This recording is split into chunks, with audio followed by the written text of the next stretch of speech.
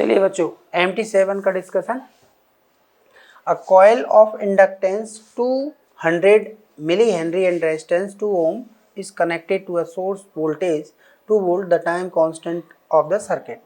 देखिए, time constant का जो फॉर्मूला है tau is equal to L by R होता है बेटा। एल बाई आर और एल की वैल्यू दे रखी है इतना, तो 0.2 रख दो इसको, डिवाइडेड बाई 2, तो आंसर आया हमारा 0.1। 0.1 फोर्थ ऑप्शन हो जाएगा। ठीक है, नेक्स्ट सवाल देखते हैं। नेक्स्ट है the flux link with the coil at any instant is given by 10t square minus 50t plus 250। अब बेटा फ्लक्स देन इंड्यूस्ड ईएमएफ बराबर होता है minus D phi by D T. But अपन मैग्नीट्यूड की बात करें तो of mod of D phi by D T ऐसे भी लिख सकते हो। तो देखिए, इसको डिफ्रेंशिएट करो तो 10t स्क्वायर का कितना 20t माइनस 50। अब टी की वैल्यू कितनी दे रखी है 6 सेकेंड, 6 सेकेंड रख दो तो आंसर आ जाएगा 70 volt, option number second. Next सवाल देखें।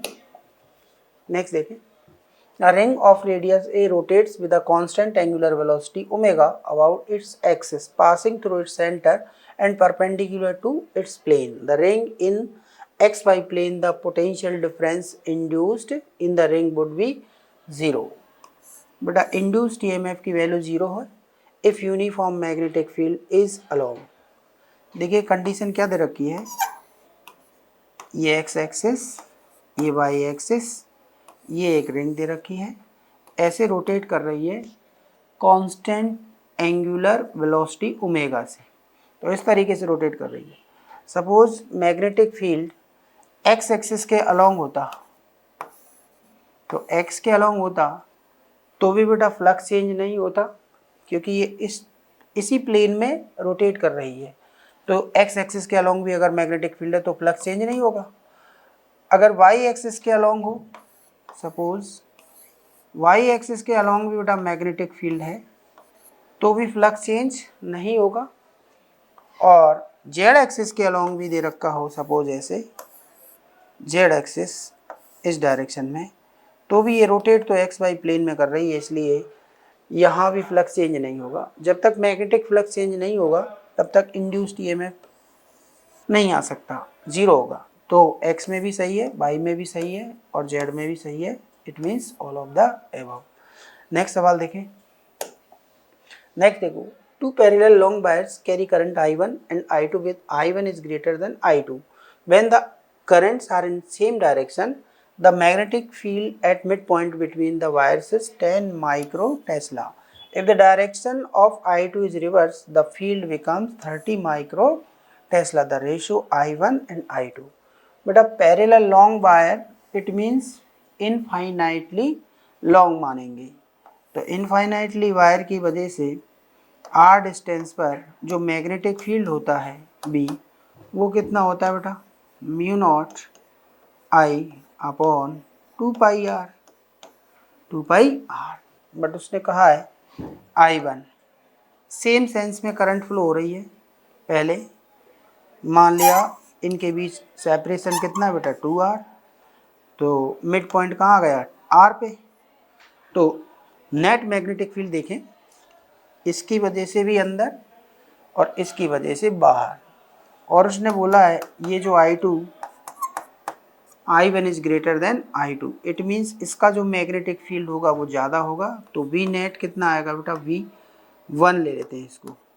तो V1 कितना आया, mu naught I1 upon 2 pi R minus mu naught I2 upon 2 pi R। तो इसकी वैल्यू दे रखी है 10 micro tesla is equal to, यहाँ से बेटा mu naught upon 2 pi R common ले लिया, अंदर बचा I1 माइनस I2। तो एक इक्वेशन ये आ गई। दूसरी इक्वेशन के लिए जब इसकी डायरेक्शन रिवर्स कर दें मतलब कंडीशन कुछ ऐसी होगी बेटा, ऐसे, मतलब इसका भी मैग्नेटिक फील्ड अंदर और इसका भी अंदर, मतलब ऐड करेंगे यहाँ। तो V2 जो आएगा उसकी वैल्यू दे रखी है 30 माइक्रो टेस्ला, 30 माइक्रो टेस्ला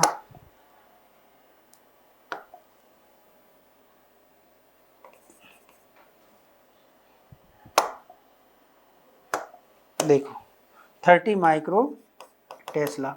इसमें भी क्या होगा, म्यू नॉट अपॉन 2πr बाहर ले लिया, अंदर बचा I1 प्लस I2, इक्वेशन 2। जब इसे डिवाइड करेंगे, डिवाइड करने से आएगा बेटा I1 plus I2 upon I1 minus I2 बराबर ये 3/1।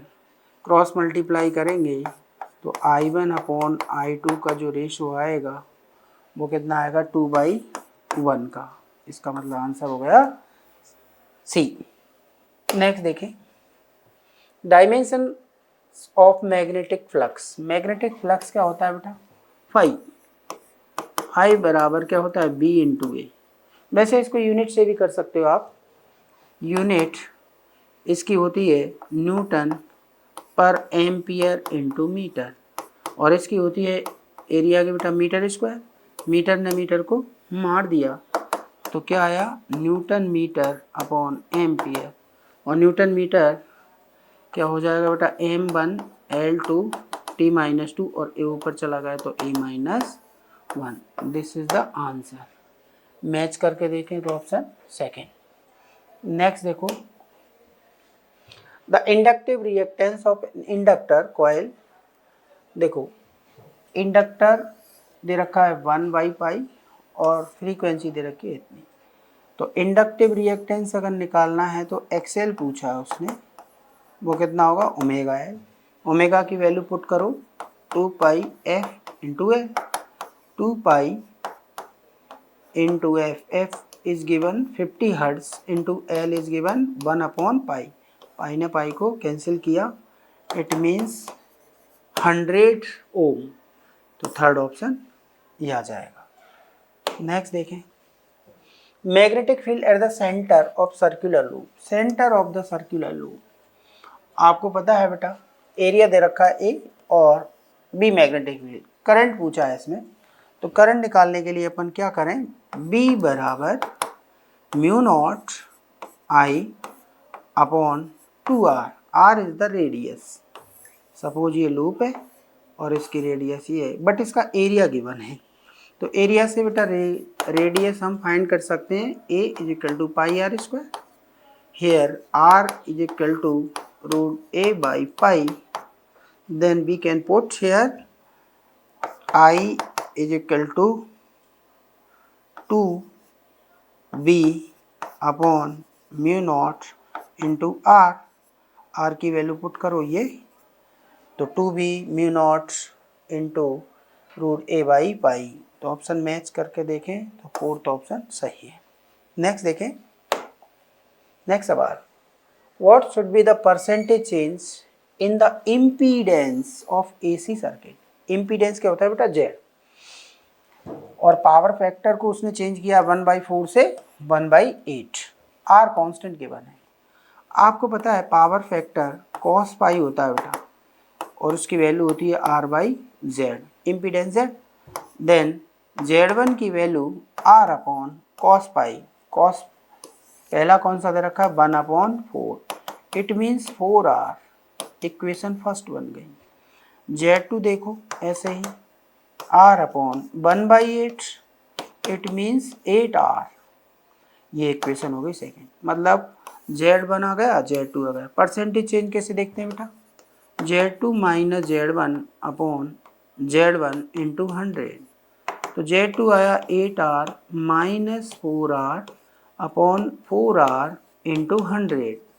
इट मीन्स 4R कैंसिल हुआ, आंसर आया 100%। ऑप्शन मैच करके देखें, सेकंड ऑप्शन। नेक्स्ट देखें, in the circuit shown in figure what will be the reading of volt meter. Reading of volt meter and ammeter. आपको पता है वोल्ट मीटर वोल्टेज और ammeter current measure करेगा। अब AC circuit है, लेकिन एक काम की बात दे रखी है कि ये बेटा रेजोनेटिंग LCR सीरीज सर्किट है, क्योंकि VL और VC की वैल्यू सेम दे रखी है, इसलिए जितना भी वोल्टेज होगा वो सीधा सीधा किस पर होगा, R पे। तो 220 वोल्ट का एक ही ऑप्शन दिख रहा है, आपको कैलकुलेट करने की भी ज़रूरत नहीं पड़ेगी। फिर भी देखते हैं, ये 220 वोल्ट हो गया, करंट कितनी, I बराबर रेजोनेटिंग LCR सीरीज सर्किट में Z की वैल्यू मिनिमम होती है R के बराबर, तो V कितना बेटा, V बाई Z, तो V कितना 220 अपॉन Z की वैल्यू कितनी, R के बराबर, मतलब 100, तो आंसर आया 2.2, तो सेकंड ऑप्शन मैच कर गया। ठीक है, नेक्स्ट सवाल देखें। नेक्स्ट है, transformer used to light 140 watt 22 volt lamp from 220 volt AC mains the current in the main cable. बेटा मेन केबल में मतलब इनपुट करंट गिवन है। द एफिशिएंसी ऑफ ट्रांसफार्मर, बेटा एफिशिएंसी क्या होती है, P output power divided by input power into 100। ठीक है, अब P आउट मतलब हमको जो चाहिए, कितना चाहिए, 140, तो 140 डिवाइडेड बाई P इन कैसे निकालें, V इंटू आई से इंटू 100 कर दें बेटा। ठीक है, परसेंट में आ जाएगा, तो 140 डिवाइडेड बाई V कितना दे रखा है, 220 वोल्ट, 220 इंटू आई कितना गिवन है 1.5 इंटू 100 करें, जब इसे सॉल्व करेंगे तो अप्रोक्सीमेट कितना आएगा 42%, तो ऑप्शन कर गया फर्स्ट मैच। नेक्स्ट सवाल देखें, two infinitely long thin straight wire, long जब भी बोले इट मीन्स इनफाइनाइटली लॉन्ग है बेटा, इन XY plane along X and Y respectively, each wire carry a current I respectively along positive X direction and positively Y direction, the magnetic field will be 0। इसने क्या पूछा है कि दो wire हैं, X एक में बेटा करंट I फ्लो हो रही है X के अलोंग है, और दूसरा Y के अलोंग है, इसमें भी करंट I फ्लो हो रही है। अब यदि मैं इस X वाले वायर की वजह से किसी पॉइंट पर मैग्नेटिक फील्ड देखूं, इसकी डिस्टेंस मान लेता हूं, ये मान लेता हूं Y, इसको क्या मान लो बेटा,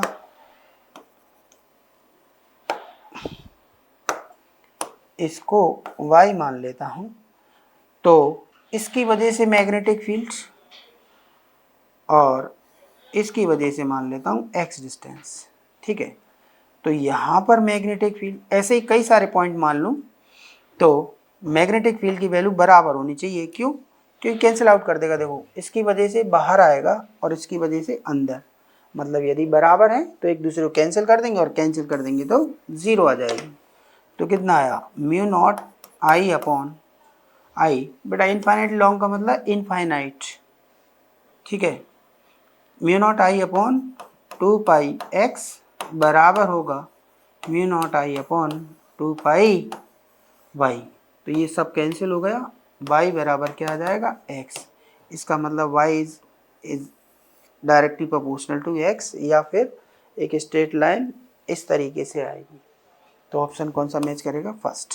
नेक्स्ट क्वेश्चन देखें, a positively charge particle moves in a region having uniform magnetic field and uniform electric field in same direction at t is equal to 0 velocity, उसने बोला है सेम डायरेक्शन में इलेक्ट्रिक फील्ड और magnetic field है ना, the particle is perpendicular to the direction, velocity जो दे रखी है वो परपेंडिकुलर है। बेटा आपने एक केस पढ़ा है हेलिक्स पाथ वाला, मान लिया पार्टिकल की वेलोसिटी दे रखी है इस डायरेक्शन, और उसने कहा है इलेक्ट्रिक फील्ड और मैग्नेटिक फील्ड दोनों सेम डायरेक्शन में है। अब ऑब्वियस बात है कि बेटा सर्कल बनेगा, जैसे ये भी ऐसे सर्कल बनेगा। अब ऐसे सर्कल बनेगा, लेकिन इलेक्ट्रिक फील्ड की वजह से इस डायरेक्शन में एक्सेलेरेशन होगा QE/m, होगा ना बेटा, तो इस एक्सेलेरेशन की वजह से, एक्सेलेरेशन का मतलब होता है स्पीड इंक्रीज होना, मतलब change, rate of change in velocity, तो इस डायरेक्शन में जो पाथ बनेगा बेटा वो इस तरीके से इस तरीके से इंक्रीजिंग पिच, इसे पिच कहते हैं क्या, क्यों, क्योंकि इस डायरेक्शन में एक्सेलेरेशन है। तो आंसर आएगा हेलिकल विद यूनिफॉर्म नहीं, helix with increasing pitch, option हो जाएगा डी। नेक्स्ट देखो, डायमैग्नेटिक सब्सटेंसेस, बेटा इसकी तो प्रॉपर्टी आपको याद ही रखनी है, वो क्या होते हैं, feebly repelled by the magnets. ठीक है, नेक्स्ट सवाल देखें, hysteresis cycle, hysteresis cycle the value of H needed to make the intensity magnetization zero. आपको पता है एच की वैल्यू जिससे मैग्नेटाइजेशन जीरो हो जाए, डीमैग्नेटाइज हो जाए, उसको क्या कहते हैं, कोएर्सिविटी, डेफिनेशन में ही है। नेक्स्ट देखें, 10 ohm resistance 5 milli henry inductance coil, इतने मिली कैपेसिटर सीरीज में जॉइन है, when a suitable frequency alternating current source is join to the combination circuit resonates. बेटा ये इंपॉर्टेंट पॉइंट दिया है, सर्किट रेजोनेट्स, रेजोनेटिंग सर्किट है। If the resistance is half the resonance frequency, आपको याद भी है बेटा रेजोनेटिंग फ्रीक्वेंसी 1/2π√LC, जिसमें आर का कहीं भी कोई टर्म नहीं आता, तो आर को चेंज करने से कोई फर्क नहीं पड़ता, आंसर आएगा रिमेन्स अनचेंज। नेक्स्ट देखो, an alpha particle is describing a circle of radius 2 meter with a certain speed in field, magnetic induction, बेटा b की वैल्यू दे रखी है 2 tesla, potential difference required to accelerate the particle, इसके बेटा standard फॉर्मूले हैं, r is equal to √2m Q V, Q क्या है चार्ज, v मतलब वोल्टेज, अपॉन क्यू वी। अब यहाँ से r की वैल्यू गिवन है, तो हम स्क्वायर कर दें दोनों तरफ, तो यहाँ से आएगा r square Q square V square upon 2m Q, और यहाँ से आ जाएगा बेटा v वोल्टेज पूछा उसने, एक क्यू ने एक क्यू को कैंसिल कर दिया, r स्क्वायर मतलब 2 का स्क्वायर 4 इंटू क्यू दे रखा है 3.2 into 10⁻⁻19 into V square 2 tesla, 2 का स्क्वायर 4 डिवाइडेड बाई 2, एम की वैल्यू गिवन है बेटा 6.8 इंटू 10⁻⁻27। सॉल्व करोगे तो आंसर आएगा फोर्थ। देखिए 2 से ये 2 कैंसिल हो गया, और ये 27 नीचे है, और ये 19 और ये 4 है, v का स्क्वायर टेस्ला और मास केजी में दे रखा है, और ये मीटर।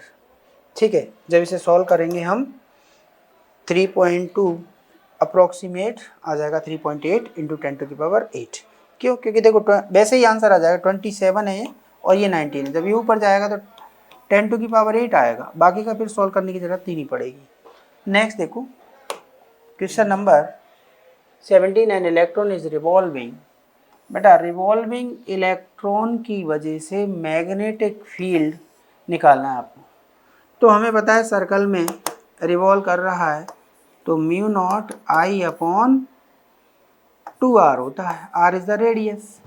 अब I की वैल्यू कैसे पुट करें बेटा, I इज इक्वल टू होता है Q/T, तो Q मतलब इलेक्ट्रॉन है, तो Q की वैल्यू E हो गई, T की वैल्यू कितनी हो गई, एक सर्कल में घूमने में टाइम कितना लगता है, टाइम पीरियड, R रेडियस है, V स्पीड से चल रहा है, उसने बोला है, ये रही स्पीड दे रखी है, तो 2πr/v इट मीन्स EV/2πr, इसको यहाँ I की जगह पुट करेंगे, तो μ0 EV/ ये 2r इंटू 2πr, तो हम ऐसे लिख सकते हैं μ0 EV/4πr²।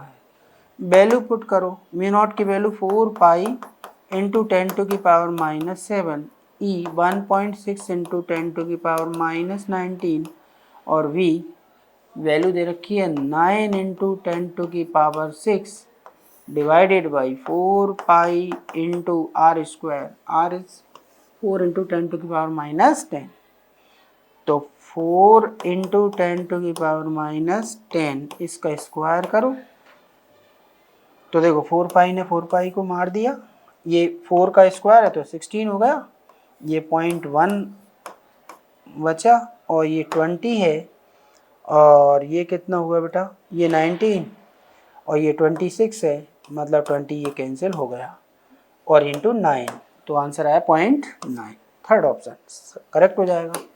नेक्स्ट देखो, which of the following is true for induced electric field.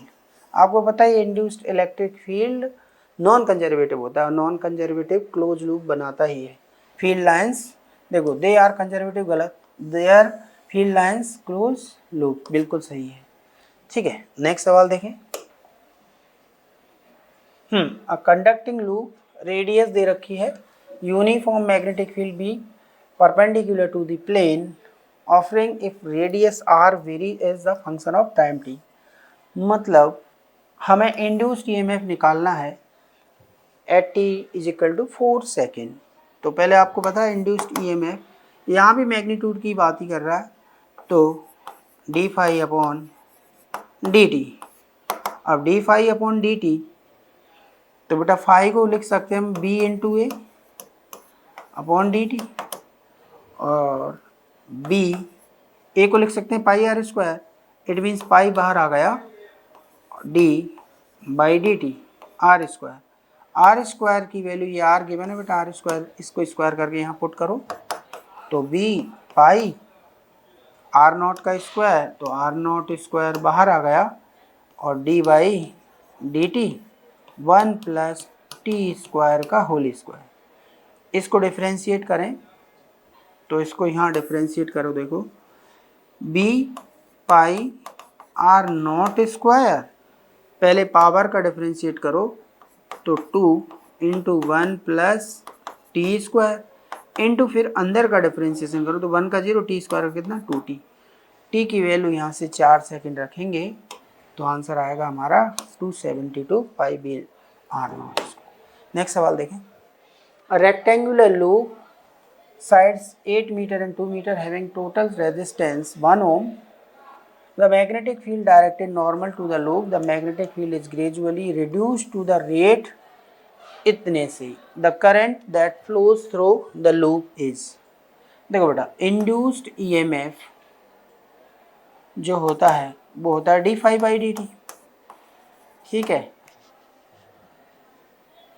अब फाई को क्या लिखें, v into A upon D T, तो D V by D T उसने गिवन है, एरिया बाहर ले लें और D V by D T.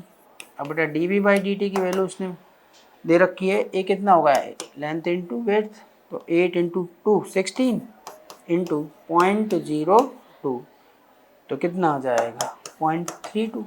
Option match करें तो सेकेंड ऑप्शन। नेक्स्ट सवाल देखो, to identical coaxial circular loops carry a current IE circulating in same direction as the loops are moved away। मतलब इसने क्या बोला है कि ये दो लूप है और ये पास पास रखे हैं बेटा, करंट सेम सेंस में, मतलब सेम डायरेक्शन में फ्लो हो रही है, सेम करंट। ठीक है, आपको पता है कि जब किसी लूप में करंट फ्लो होती है तो ये मैग्नेटिक डाइपोल की तरह ट्रीट करता है। अगर ये एंटी क्लॉकवाइज है इधर से, तो इसे क्या कहेंगे, ये नॉर्थ पोल की तरह ट्रीट करेगा, और इसका बैक वाला साउथ की तरह। तो यही लॉजिक वो भी यही लगेगा, जैसे ये नॉर्थ इधर एंटी क्लॉकवाइज है तो इसको नॉर्थ और इधर वाला साउथ, ये नॉर्थ और इधर वाला साउथ। अब एक ट्रिक है कि पास आता हूँ तो पास नहीं आने देती, दूर जाता हूँ तो दूर नहीं जाने देती।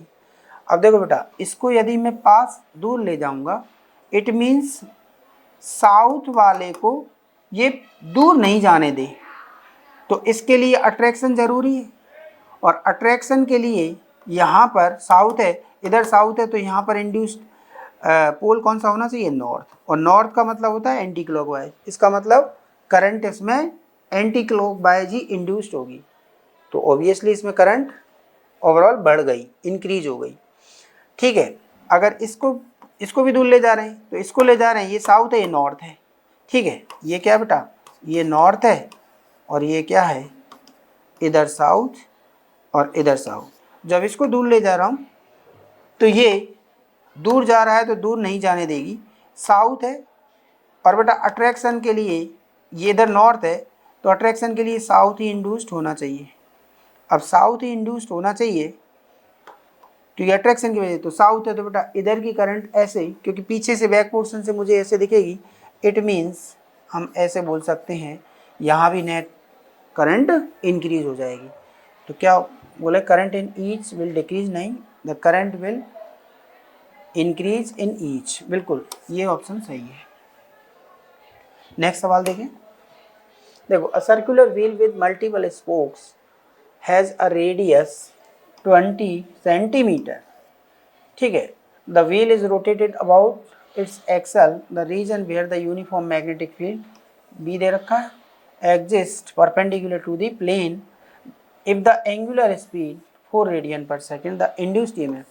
आपको पता है इसका तो डायरेक्टिविटी का फॉर्मूला है half B omega R square, B omega R square. तो हाफ बी रख दो, कितना गिवन है 4, ओमेगा रख दो 4 इंटू आर, आर को बेटा सेंटीमीटर है तो मीटर में कन्वर्ट करें, 0.2 का स्क्वायर करें, सॉल्व करेंगे तो आंसर आ जाएगा 0.32। चाहो तो देख लो, ये कितना हुआ 2 और 8 इंटू 0.4, हाँ, तो ऑप्शन हो जाएगा फर्स्ट। नेक्स्ट देखो, in a charge particle which is projected in electromagnetic field experience no electromagnetic force. मतलब उसने ये कहा है कि लॉरेंस फोर्स 0, तो आप ऐसे बोलते हो लॉरेंस फोर्स को एफ एल बराबर Q E vector plus Q V cross V. अब मुझे एक बात बताओ बेटा कि इसमें कंडीशन देखनी है। उसने कहा है कि एक्सपीरियंस नो में इलेक्ट्रोमैग्नेटिक फोर्स, उसने कहा है कि इलेक्ट्रिक फील्ड मस्ट बी 0। मान लो इलेक्ट्रिक फील्ड 0 भी हुआ तो मैग्नेटिक फील्ड और वेलोसिटी परपेंडिकुलर हुए तो भी फोर्स लग सकता है, मतलब ये नहीं होगा। Magnetic field must be 0, electric field की प्रेजेंस ही सिर्फ एक कंडीशन को छोड़ के मैग्नेटिक फील्ड मस्ट बी 0, तो मैग्नेटिक फील्ड नहीं भी हो, अगर हो भी और वेलोसिटी और मैग्नेटिक फील्ड सेम डायरेक्शन में है तो वैसे भी वो फोर्स नहीं लगाता। हाँ, सोचना ये है कि इलेक्ट्रिक फील्ड और मैग्नेटिक फील्ड दोनों परपेंडिकुलर हों और दोनों के जो नेट फोर्स है, जैसे मान लिया इलेक्ट्रिक क्यू ई इधर फोर्स लग रहा है और क्यू वी भी मान लिया इधर लग रहा है, और बेटा दोनों का मैग्नीट्यूड अगर बराबर हो जाए तो बोल सकते हैं कि नेट फोर्स 0, क्योंकि इसको कैंसिल करने के लिए ये ज़रूरी है, ठीक है। अब लेकिन इस कंडीशन के अलावा किसी और में, जैसे मान लो v वेक्टर इधर दे रखा है और वेलोसिटी भी इधर दिया v वेक्टर, तो मैग्नेटिक फोर्स तो कितना हो जाएगा 0, ठीक है। अब इलेक्ट्रिक फील्ड 0 भी हो सकता है, देखो अगर यहाँ 0 नहीं है, मतलब यहाँ 0 है तो नेट फोर्स इसकी वजह से 0, इसकी वजह से सेम डायरेक्शन में 0, तो ओवरऑल नेट फोर्स 0 आ गया। यहाँ भी 0 हो सकता है नेट फोर्स, कब, इलेक्ट्रिक फील्ड की प्रेजेंस में, लेकिन ऐसे कंडीशन बननी चाहिए कि अपोजिट डायरेक्शन में हो बेटा, तो आंसर जाएगा हमारा थर्ड, मे और मे नॉट बी 0, ठीक है। नेक्स्ट देखो, two concentric coplanar circular loop of radius a and b carry current x and y respectively। Current की वैल्यू x और y दे रखी है बेटा इन अपोजिट डायरेक्शन, ठीक है। द मैग्नेटिक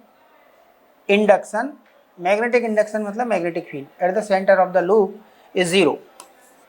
अच्छा, अगर ऐसे दो लूप हैं, एक में करंट ऐसे फ्लो हो रही है और एक और बना लें ऐसे, एक में करंट ऐसे फ्लो हो रही है, तो एक की वजह से तो ऐसे होगी डायरेक्शन और एक की वजह से ऐसे, it means opposite direction.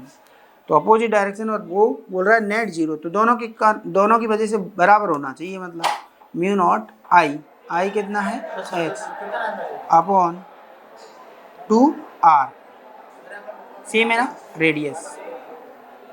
Radius उसने a और b गिवन है, देखो पहले की बेटा कितनी है ए, रेडियस है ए, बराबर mu naught by upon 2b। अब बेटा म्यू नॉट कैंसिल हो गया, 2 कैंसिल हो गया, x अपॉन ए की वैल्यू कितनी गिवन है 3 इज इक्वल टू 4b, तो आप लिख सकते हो ए की value 4b/3 is equal to y upon b ने b को मार दिया, तो x अपॉन y पूछा है उसने, तो आंसर आया 4/3, तो ऑप्शन हो जाएगा सेकंड। नेक्स्ट सवाल देखो, two infinitely parallel long parallel wire A or B carry current 2 ampere and 4 ampere respectively in same direction. The magnitude of net magnetic field at midpoint in the between wire is। चलो देखते हैं, आपको पता है infinitely मैं इनके बीच में separation 2x ले लेता हूँ, यहाँ होगा x डिस्टेंस पर, इसकी वजह से ऐसे और इसकी वजह से होगा बाहर, तो बेटा इसमें 2 एम्पियर करंट फ्लो हो रही है, इसमें 4 एम्पियर करंट फ्लो हो रही है। अब देखो वैसे ही कर सकते हैं, इसे सॉल्व करने की भी जरूरत ना पड़े, हमें पता है करंट डिफरेंट है, बाकी का सब सेम है कि नहीं।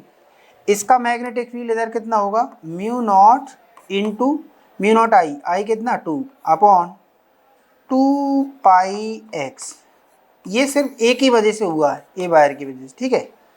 और इनका नेट देखो, इसकी वजह से अंदर, इसकी वजह से बाहर, ठीक है।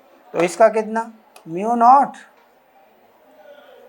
4 upon 2πx minus mu not 2 upon 2πx, तो बी नेट कितना है बेटा 4 माइनस 2, तो इसी के बराबर आ गया कि नहीं। तो उसने यही बोला है ट्वाइस नहीं, 1/3 नहीं, 0 नहीं, equal to the magnitude of y wire a, बिल्कुल सही है, ऑप्शन सेकेंड। नेक्स्ट क्वेश्चन देखो, two closely space coil having coefficient of mutual inductance M की वैल्यू गिवन है 0.45, in how much time should a current 2 ampere should be brought in one of the coil such that इतने voltage induce the second coil. तो induced EMF की value क्या होती है बेटा M di/dt, ठीक है।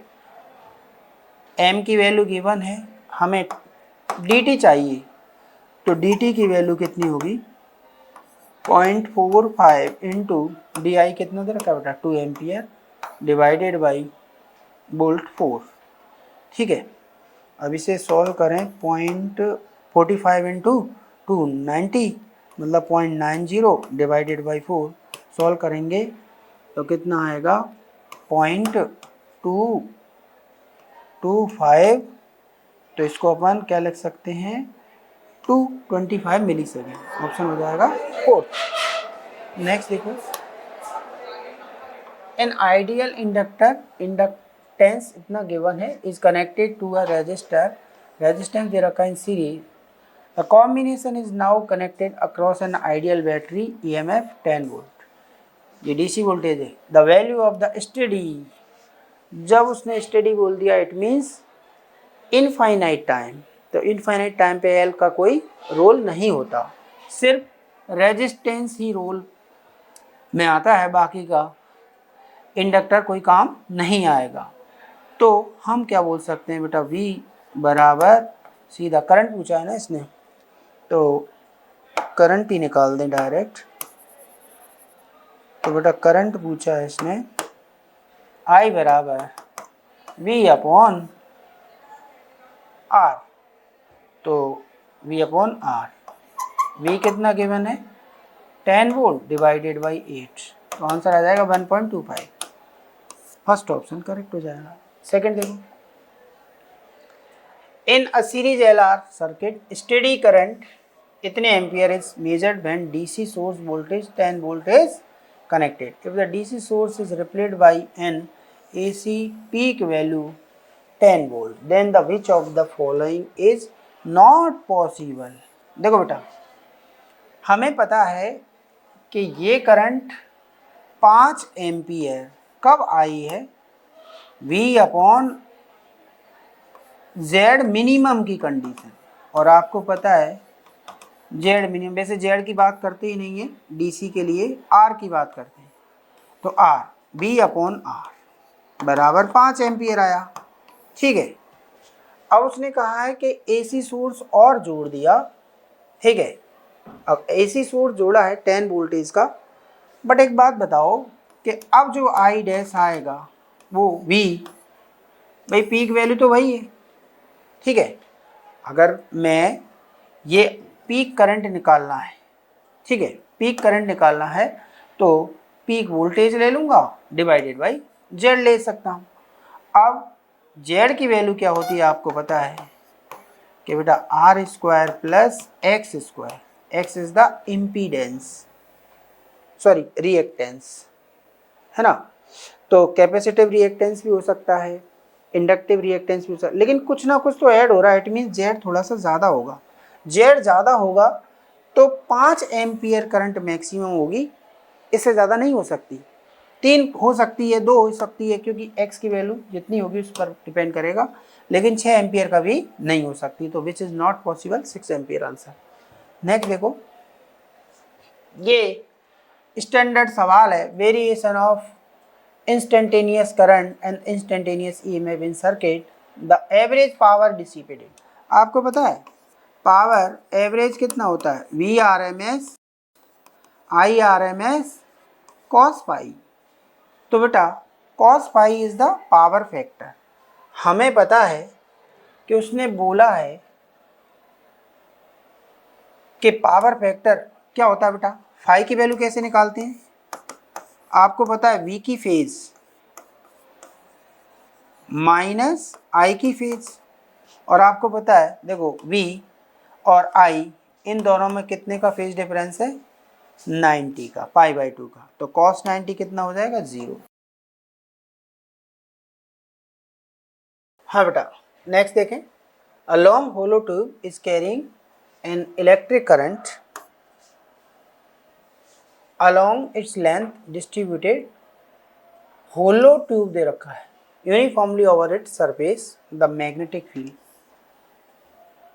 ये अगर यूनिफॉर्मली होलो कोई ट्यूब है और ये इसकी एक्सिस मान लो बेटा, उसने कहा है करंट सिर्फ सरफेस से पास हो रही है बेटा ऐसे, ठीक है, अंदर कोई करंट नहीं है। तो उसने कहा increase linearly from the axis to the surface is constant and non zero inside. ये तो गलत हुआ, क्योंकि बेटा अपन एम्पियर सर्किट लॉ लगाएंगे तो अंदर करंट कितनी होगी, ज़ीरो।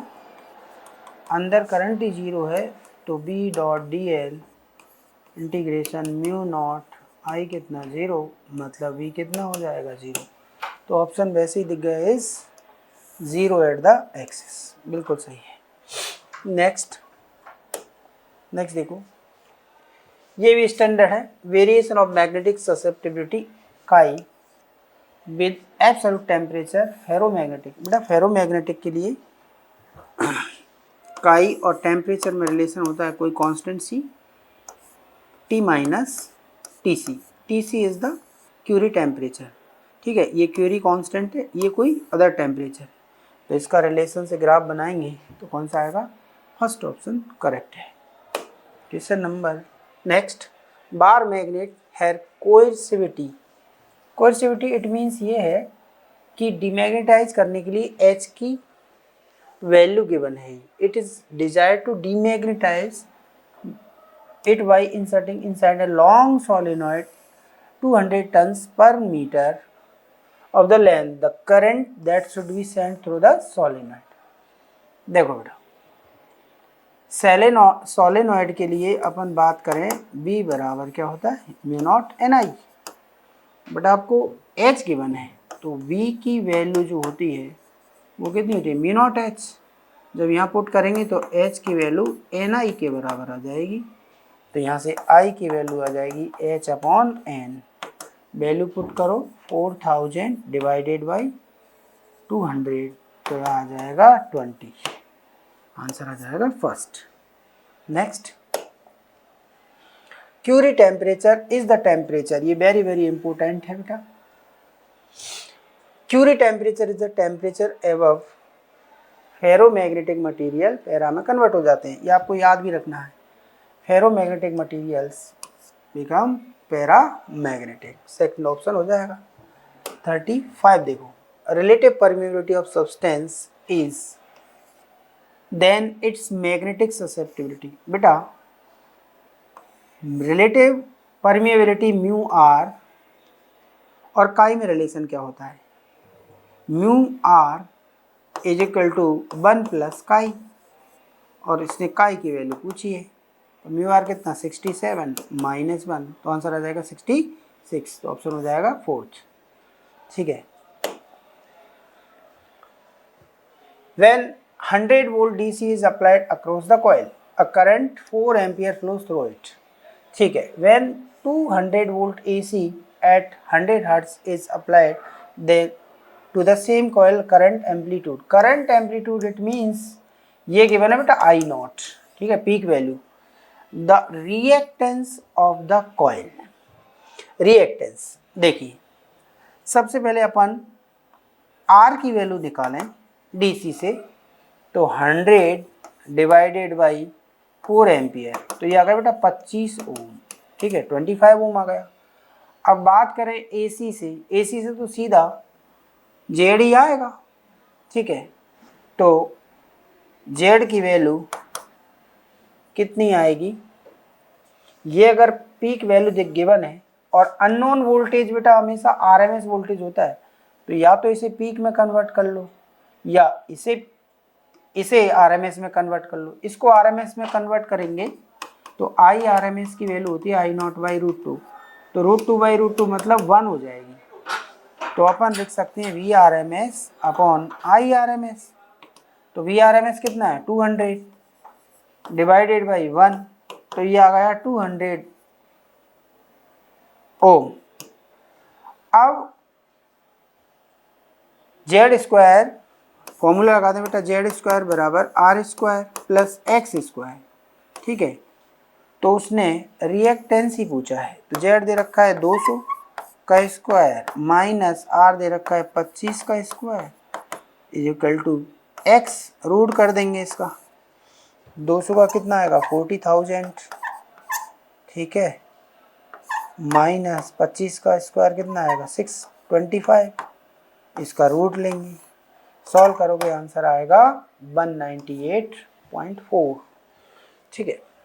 नेक्स्ट देखो सवाल number, a proton of energy 32 electron volt is moving in a circular path of uniform magnetic field, the energy of helium plus 2 moving in the same magnetic field along the same path it means radius same, तो R is equal to होता है बेटा M B upon Q B, इसको अपन ऐसे भी लिख सकते हैं काइनेटिक एनर्जी की फॉर्म में 2m के अपॉन क्यू बी, स्क्वायर कर दो आर स्क्वायर बराबर 2m के upon Q square B square. अब देखिए आर स्क्वायर, आर कांस्टेंट, ठीक है, B constant, charge constant, sorry यहाँ से काइनेटिक एनर्जी चार्ज अलग अलग है, K E is directly proportional to हो गया क्यू स्क्वायर बाई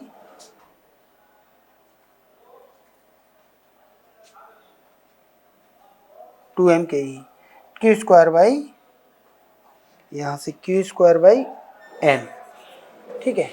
अब क्यू स्क्वायर बाई एम की वैल्यू उसके लिए इतना हुआ, अब प्रोटॉन के लिए क्योंकि मास भी 1 होता है और चार्ज भी 1, तो क्यू स्क्वायर बाई 1 मतलब 1 हो गया, लेकिन इसके लिए कितना आएगा, किसके लिए बेटा हीलियम प्लस 2 के लिए, चार्ज कितना 2 का स्क्वायर हुआ 4 एम, हीलियम प्लस 2 इसका मास कितना होगा बेटा 4, तो क्यू स्क्वायर बाई 4 अपॉन 4 मतलब 1, इसका भी 1 आया, तो सेम एनर्जी आएगी, ऑप्शन हो जाएगा फोर्थ। नेक्स्ट देखो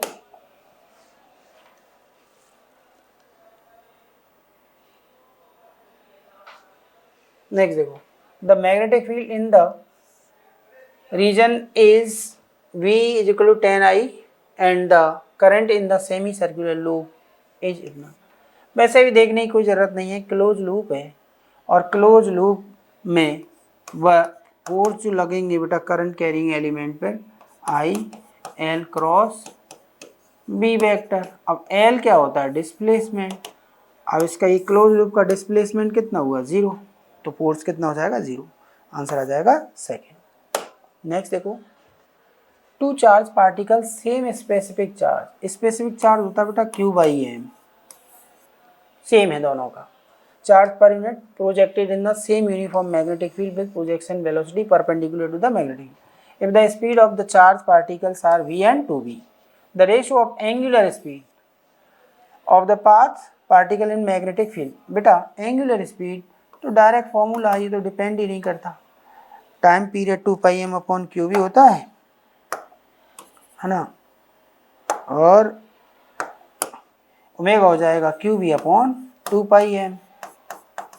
अब उसने कहा है q/m तो पहले से ही कांस्टेंट है, सब कांस्टेंट है, तो ओमेगा कांस्टेंट होगा तो 1:1 का रेशो आ जाए। नेक्स्ट देखो, a long solenoid 300 turns per metre its length, if the current in the solenoid the magnetic field at the end of the solenoid, and बोला उसने, एंड का मतलब वॉल्यूम के अंदर होता है उसका आधा होगा, तो v की वैल्यू कितनी हो जाएगी बेटा μ0 Ni/2। ठीक है, और करंट दे रखी है, बस μ0 की वैल्यू रखो 4π × 10⁻⁻7, n दे रखा है 300 और I दे रखा है 2 एम्पियर डिवाइडेड बाई 2।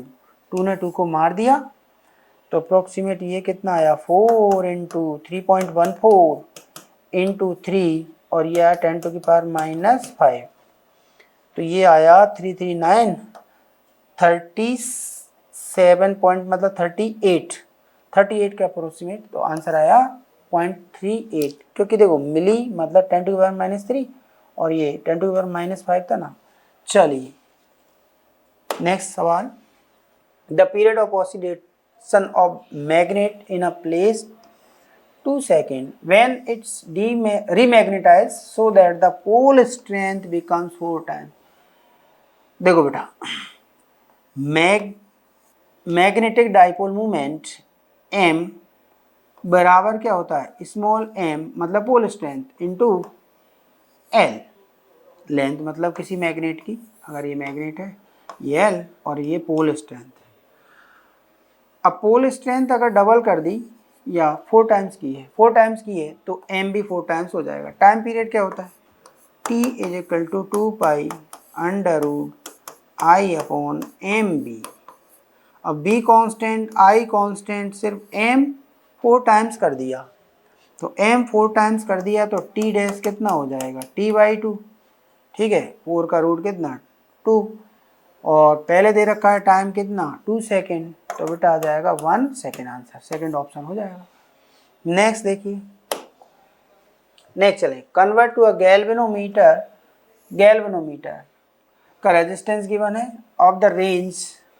गैल्वेनोमीटर की औकात दे रखी है 10 milli ampere into an ammeter, और अमीटर की औकात दे रखी है 1 ampere. The resistance of shunt required, S की वैल्यू निकालनी। याद करो फॉर्मूला, अमीटर की औकात बराबर गैल्वेनोमीटर की औकात 1 + Rg/s, फॉर्मूला ही होता है। तो यहाँ से I कितना आ गया बेटा 1, Ig दे रखा है 10 मिली को अपन 10⁻⁻2 लिख सकते हैं, 1 + Rg की वैल्यू दे रखी है 10 और s निकालना है। तो यहाँ से सॉल्व करेंगे तो ये आया 99 = 10/s, 5 नहीं है, तो s की वैल्यू आई बेटा 10/100। अप्रोक्सीमेट कितना आया, ठीक है 99 है, 100 ही ले सकते हैं अप्रोक्सीमेट, तो 0.1, तो आंसर आ जाएगा थर्ड। नेक्स्ट देखें, when a current in coil reduced uniformly from 10 ampere to 0 in 2 seconds, the EMF 4 volt is induced in a nearby coil, what will be the value of inductance, mutual inductance। सीधा सीधा है, E = m di/dt। अब di/dt m निकालना है तो m यहीं रख देते हैं वैल्यू। बेटा E की वैल्यू कितनी गिवन है 4, is equal to M calculate करना है D I by D T, D I by D T, D I कितना 10/2, तो यह है 5, ठीक है 5, तो 4/5 कितना है 0.8, तो आंसर आ जाएगा सेकेंड। ठीक है, नेक्स्ट सवाल देखें। In a series resonate circuit AC voltage across the resistance R, inductance L and capacitance R 5 volt 10 volt 10 volt. क्या समझे, series LCR resonating series circuit दे रखा है, क्योंकि VL और VC की वैल्यू सेम है, तो टोटल जो अप्लाइड वोल्टेज होता है वो किसके बराबर होता है, जो R पर होता है, तो आंसर आ जाएगा 5 वोल्ट। नेक्स्ट ऑप्शन, नेक्स्ट देखते हैं, power factor for pure inductive. बेटा ये तो बहुत इजी है और आराम से देख सकते हैं, पावर फैक्टर कितना 0 होगा, तो सेकंड ऑप्शन ठीक है। चलिए मिलते हैं नेक्स्ट सॉल्यूशन के साथ, बेस्ट ऑफ लक।